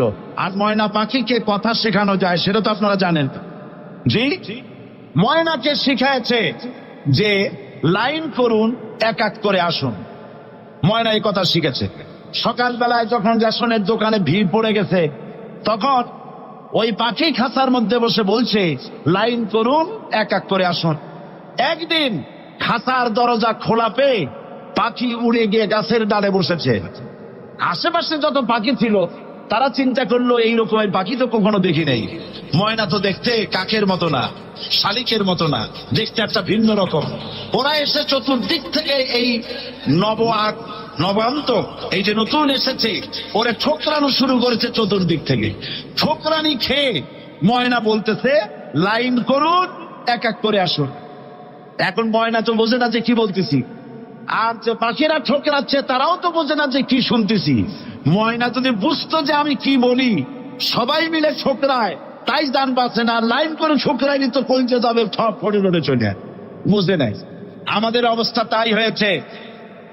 সুতরাং এই কালেমার দাওয়াত যখন হযরতে মুসা আলাইহিস সালাম দিলেন, ফিরআউন বলল আমি তো জানি না যে আমি ছাড়া আরো কোন ইলাহ আছে, আইনদাতা তো আমি, তুমি নতুন কোথা থেকে আইনদাতা নিয়ে আসছো? ফিরআউন বলছে দেখো, আমারে বাদ দিয়া যদি অন্য কাউকে ইলাহ বলে তুমি মানো, আর সেই শিক্ষা তুমি যে জাতিকে দাও, তাহলে আমি তোমাকে ধরে লাআজআলান্নাকা মিনাল মাসজুনিন, আমি তোমাকে কারারুদ্ধ করব, আমি তোমাকে জেলখানায় ঢুকিয়ে দেব। রাষ্ট্র শক্তি প্রথম বাধা দিল কারা? বলেন সবাই। সেই বাধা কি ওখানে শেষ হয়েছে না এখনো আছে? আছে কিনা জোরে বলেন। আমি তোমাকে জেলখানায় ঢুকাবো। হযরত মুসা আলাইহিস সালাম বলেন ফিরআউন, জেলের ভয় আমি করি না, আমার কি জেলের ভয় দেখায় লাভ নাই, আমি আল্লাহ পাকের পয়গম্বর হযরত মুসা আলাইহিস সালাম। ফিরআউনের দরবার আছে, লোক লস্কর আছে, তার অস্ত্রের অভাব নাই। আল্লাহ রাব্বুল আলামিন মুসা আলাইহিস সালামের কাছে একটা অস্ত্র দিয়ে দিলেন, দিছিলেন কিনা? দিছিলেন কিনা? আল্লাহ পাক হযরত মুসাকে বলেছেন ওয়া মা তিলকা বিয়ামিনিকা ইয়া মুসা, মুসা রে তোমার হাতে ওটা কি? মুসা আলাইহিস সালাম বললেন এটা লাঠি। আল্লাহ পাক বললেন ফেলে দাও লাঠি। লাঠি ফালায় দিলেন, কি হয়ে গেল? ইয়া আইয়াতুন তাসআ, লাঠি হয়ে গেল। এখন লাঠি পড়ে সাপ হয়ে গেল। সাপ দেখে নবী হোক, ওলি হোক, সাবি হোক আর আলেম হোক, সাপ দেখলে ভয় করে না মানুষের? মুসা আলাইহিস সালাম ভয় পেয়েছে। আল্লাহ রাব্বুল আলামিন হযরত মুসাকে শোনায় দিলেন খুযহা ওয়া লা তাখাফ সানুঈদুহা সিরাতাল উলা, চলো লা তাখাফ, ভয় পেও না। আল্লাহ বলছেন ধরো, ভয় পেও না। ধরার সঙ্গে সঙ্গে স্বাভাবিক অবস্থায় ফিরে আসবে, আবার লাঠি হয়ে যাবে। এখন আল্লাহ বলছেন ধরো। মুসা আলাইহিস সালাম কি ভয় পাওয়া উচিত হবে? উচিত হবে? মুসা আলাইহিস সালাম কি ভয় পাইছিলেন? কারণ হচ্ছে এই দুশমনের শক্তিটা খুব বড়ই দেখা যায়, মনে হয় যেন অনেক বড় কি জানি কি। আল্লাহ পাক বলছেন ইন্না কাইদাশ শায়তানে কানা দাঈফা, শয়তানের চক্রান্ত যতই তুমি মনে করো অনেক ষড়যন্ত্রের জাল বিস্তার হয়ে আছে, আল্লাহ কয় কিছুই না, যাই অত্যন্ত দুর্বল। আল্লাহ পাক বললেন ধরো। মুসা আলাইহিস সালাম সাপ ধরলেন, সঙ্গে সঙ্গে লাঠি হয়ে গেল। ফিরআউন বরদাস্ত করলো না, রাষ্ট্রশক্তির পক্ষ থেকে আক্রমণ শুরু হলো। অপরাধ কি? মুসা আলাইহিস সালামের অপরাধ কি? কি অপরাধ? মাশাআল্লাহ বুঝতে পেরেছেন। অপরাধ হচ্ছে তিনি বলেছেন লা ইলাহা, ধরে বলেন লা ইলাহা ইল্লাল্লাহ। এই কালেমাকে আজ আমরা ভিক্ষার বুলি বানাইছি। এটা হলো সার্বভৌমত্বের বুলি, এটা হচ্ছে আল্লাহ পাকের সার্বভৌমত্বের কথা। আজ আমরা মানুষের কাছে আমরা শুনি মানুষেরা ভিক্ষা চায়, লা ইলাহা ইল্লাল্লাহ, এক মুঠ চাউল দেন, লা ইলাহা ইল্লাল্লাহ 10 খান পাই দেন। এই হচ্ছে কালেমার জিকির। আবার কেউ কেউ জিকির করতেছে লা ইলাহা আস্তে, ইল্লাল্লাহ জোরে, এমন জোরে কলব সাফ করে, কলব তাতে থাকলেও পারে গেলেও পারে। এই কালেমার এর আঘাত পয়গম্বররা মেরেছেন। হযরত মুসা আলাইহিস সালাম যখন বলেছেন লা ইলাহা ইল্লাল্লাহ, এই ধাক্কা ফিরআউন বরদাস্ত করতে পারে নাই। দরিয়ায় নীলের ভিতরে আল্লাহ পাক ডুবাই শেষ করে দিয়েছেন, দেন নাই? হযরত মুসা আলাইহিস সালাম তার উম্মতেরা দরিয়ার পাশে বসে দিনই কথাবার্তা বলতেছেন। এমন সময় ফেরাউন, তার শত্রু হচ্ছে মূসা আলাইহিস সালাম। শত্রু কেন? মূসা কি ফেরাউনের পাকা ধানে মই দিয়েছে নাকি? বলেন আপনারা, তার হালের গরু পিটায় মারছে নাকি? অপরাধ হলো তিনি আল্লাহর জমিনে আল্লাহর আইন প্রতিষ্ঠার কথা বলেছেন। এই শুধুমাত্র এই অপরাধে ফিরআউন তার দলবল নিয়ে 3 দিক থেকে আক্রমণ করেছে। মূসা আলাইহিস সালামের উম্মতেরা ভয় পেয়ে গেছেন। তারা বলছেন, ইন্না লামুদরাকুন, আমরা পাকড়াও হয়ে গেছি। 3 দিকে সারাশি আক্রমণ, 3 দিকে শত্রু, একদিকে দরিয়া, পালাবার রাস্তা আছে? হযরত মূসা আলাইহিস সালাম ভয় পেয়ে গেলেন, সারেন্ডার করলেন না। হযরত মূসা আলাইহিস সালাম বললেন, কাল্লা, কখনো নয়, ভয় পাওয়ার কোনো কারণ নাই। রব্বি সায়াহদিন, অবশ্যই আমার রব আমার জন্য রাস্তা করে দিবেন। ভয় পাইও না, আমার রব রাস্তা করে দিবেন। আল্লাহ রাব্বুল আলামিন হযরত মূসা আলাইহিস সালামকে অর্ডার করলেন, হাতের লাঠি দিয়া দরিয়ার উপরে আঘাত করো। হযরত মূসা আলাইহিস সালাম দরিয়ার উপর আঘাত করলেন। রাস্তা ছিল দরকার একটা, এক বাড়িতে আল্লাহর হুকুমে লাঠি দিয়ে একটি আঘাত করার সঙ্গে সঙ্গে হযরত মূসার তার সঙ্গী সাথী দরিয়া পার হওয়ার জন্য দরিয়ার মধ্য দিয়ে আল্লাহ 12টা রাস্তা পয়দা করে দিলেন। সে আল্লাহ আছে না নাই? এত আসতে বলেন কেন? ভয় পাওয়ার কারণ আছে? রাষ্ট্র শক্তি বাধা দিয়েছে সমস্ত নবীদেরকে। কেন? নবীদের চরিত্র খারাপ? জোরে বলেন, নবীদের চরিত্র খারাপ? নবীদের চাইতে মাসুম, বেগুনাহ, উন্নত চরিত্রের মানুষ আল্লাহ আকাশের নিচের জমিনের উপরে আর হয় না। তোমরা যে সব নেতাদের পিছনে দৌড়াও, অমুকের সৈনিক, নেতা নেতা করে মরো,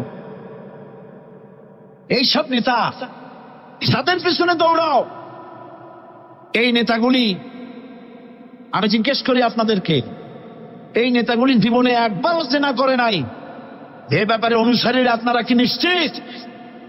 মিথ্যা কথা জীবনেও কয় নাই, প্রতারণা করে নাই, হাতটা করে নাই, বিদ্রুপ করে নাই, মদ খায় নাই, মানুষ হত্যা করে নাই। কিসের নেতা? নেতা হচ্ছেন সেই ব্যক্তি যিনি বলেছেন, ও আমার স্ত্রীরা, ও আমার সাহাবীরা, রাতের আধারে আমার মধ্যে যা আচরণ দেখতে পাও, দিনের আলোতে আমার মধ্যে যা দেখতে পাও, সবগুলি খুলে খুলে মানুষের কাছে বলে দাও। তার নাম বিশ্বনবী মুহাম্মদ রাসূলুল্লাহ সাল্লাল্লাহু আলাইহি ওয়াসাল্লাম।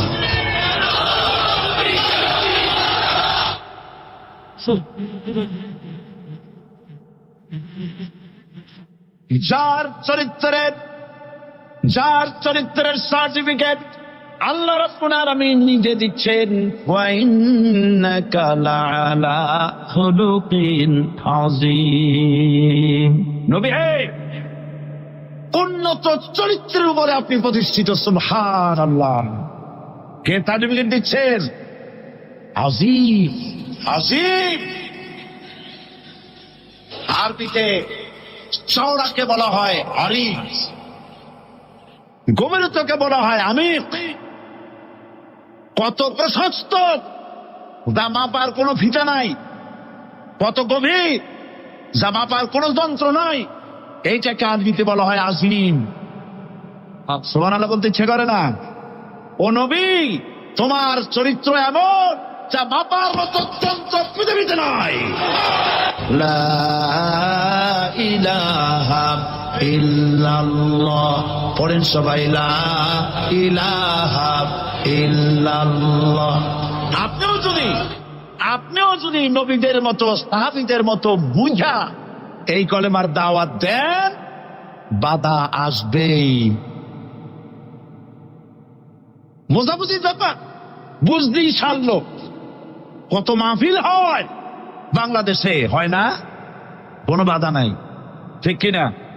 কত পূজা হয়, পার্বণ হয়, গান হয়, থিয়েটার হয়, গুণগার বিবির গান হয়, কত কিছু হয়। কোন বাধা আছে? তাফসীরের মাহফিলে বাধা। কারণ তারা বুঝতে পেরেছে এ তাফসীরের মাহফিলে গাজীর গীত হয় না, এ তাফসীরের মাহফিলে আল্লাহর সার্বভৌমত্ব কায়েমের আন্দোলন চলে।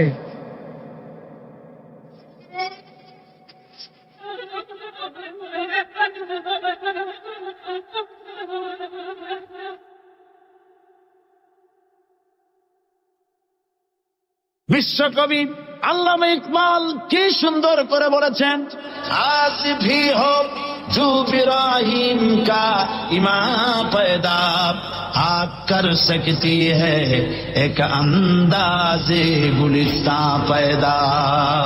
ইব্রাহিমের ইমান যদি আজও কোথাও হয় বিদ্যমান, করতে পারেন অগ্নিকুণ্ডে খুবসুরত এক গুলিস্তান।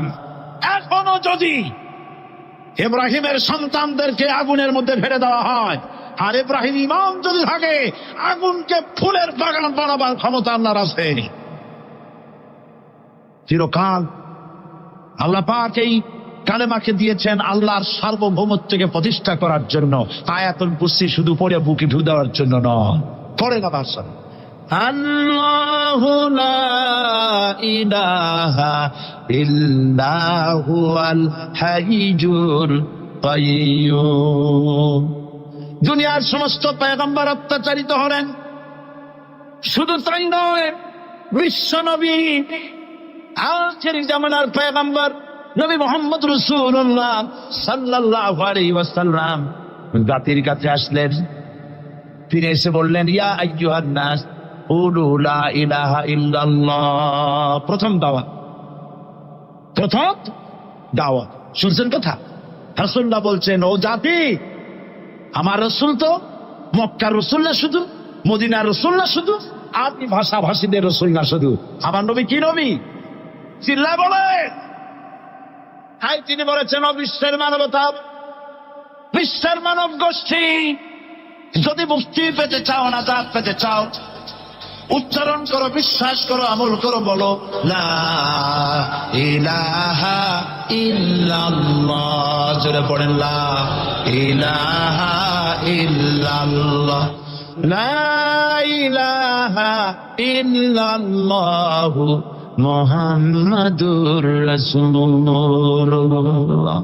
কোরআনে কারীমের ভিতরে আয়াতুল কুরসির মধ্যে বলে দিয়েছেন, আল্লাহু লা ইলাহা ইল্লা হুয়াল হাইয়ুল কাইয়্যুম। প্রাণ খুলে সবাই পড়েন, বসা মানুষ দাঁড়ানো মানুষ। আল্লাহু লা ইলাহা ইল্লা হুয়াল হাইয়ুল কাইয়্যুম। আল্লাহ রাব্বুল আলামিন, তিনি ছাড়া কোনো ইলাহ নাই, তিনি সার্বভৌমত্বের মালিক, কেউ নাই আল্লাহ ছাড়া। এই কথা মানুষকে ঘোষণা করতে হবে।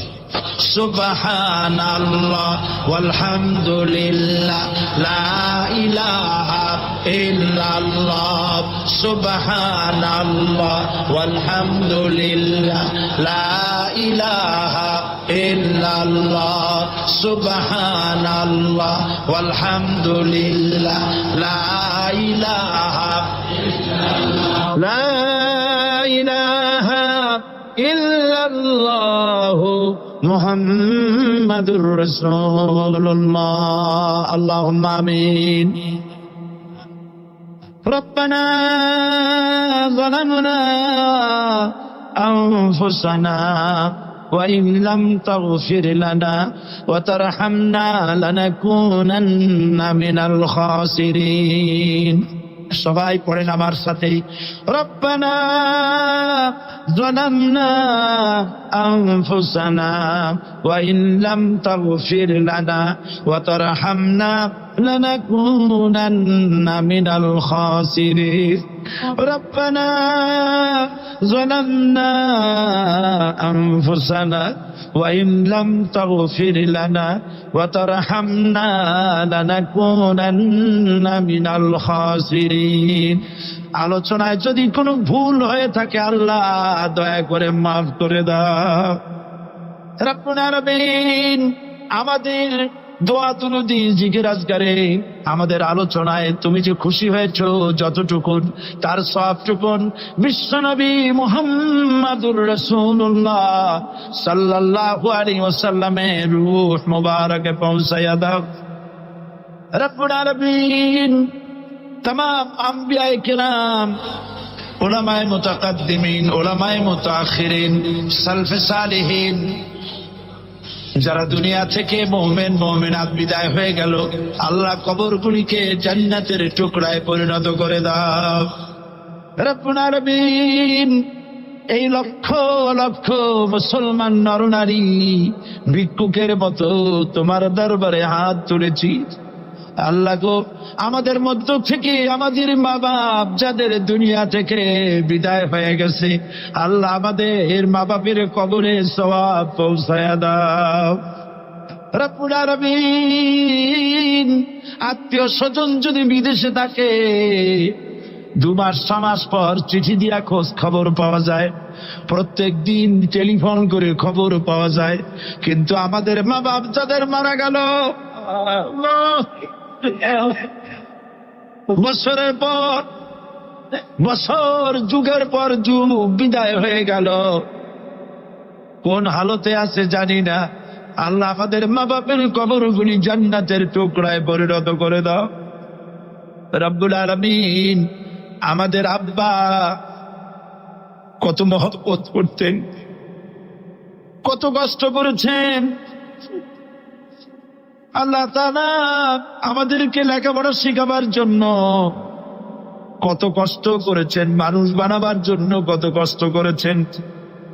আমাদের জন্য ঘর বাড়ি বানায়া জায়গা জমি কিনে রেখে সবগুলি থুয়ে খালি হাতে চলে গেছে বাবা। আল্লাহ আমাদের আব্বা রুহের পরের সওয়াব পৌঁছায়া দাও রব্বুল আলামিন।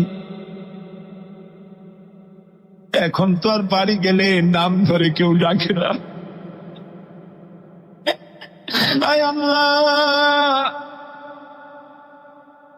আমাদের আব্বা যত গুনাহ করেছি জানা অজানা, সমস্ত গুনাহগুলি আল্লাহ তুমি সাইয়াদপুরি হাসানাত দিয়া বদলাইয়া দাও রব্বুল আলামিন। আমাদের জনম দুঃখিনী মা, আয় আল্লাহ, মা যা যে হারাইতে সেই বুঝে কি নিয়ামত তার চলে গেছে। আল্লাহ আমাদের মা যার বিদায় হয়ে গেছে, মায়ের কবরটাকে জান্নাতের টুকরায় পরিণত করে রব্বুল আলামিন। মায়ের পেটের ভিতরে বসে 10টা মাস ধরে মায়ের কষ্ট দিছি, তিনি ডেলিভারিতে কষ্ট করেছেন, 2-2.5 বছর বুকের দুধ খেয়ে কষ্ট দিয়েছি, পেশাব পায়খানা করে মায়ের কাপড় চোপড় নষ্ট করে দিয়েছে। মা বিরক্ত হন নাই, থাপ্পড় মারেন নাই, আষাঢ় দিয়া ফালায় দেন নাই। আল্লাহ মা চাচের বাড়া গেল মামু, মায়ের কবরটাকে জান্নাতের টুকরা বানায়া দাও রব্বির হামহুমা কামা রব্বায়ানি সগীরা। আমার ভাইয়েরা, আমার মা বোনেরা করুণ ভাবে আল্লাহরে বলেন রব্বির হামহুমা কামা রব্বায়ানি সগীরা, রব্বির হামহুমা কামা রব্বায়ানি সগীরা। রব্বানা তাকাব্বাল মিন্না ইন্নাকা আনতাস সামিউল আলিম ওয়া তুব আলাইনা ইন্নাকা আনতাত তাওয়াবুর রহিম।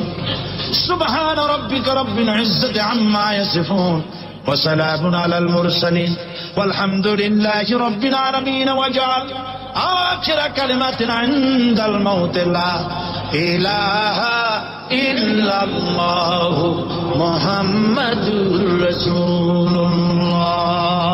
আসসালামু আলাইকুম ওয়া রাহমাতুল্লাহ।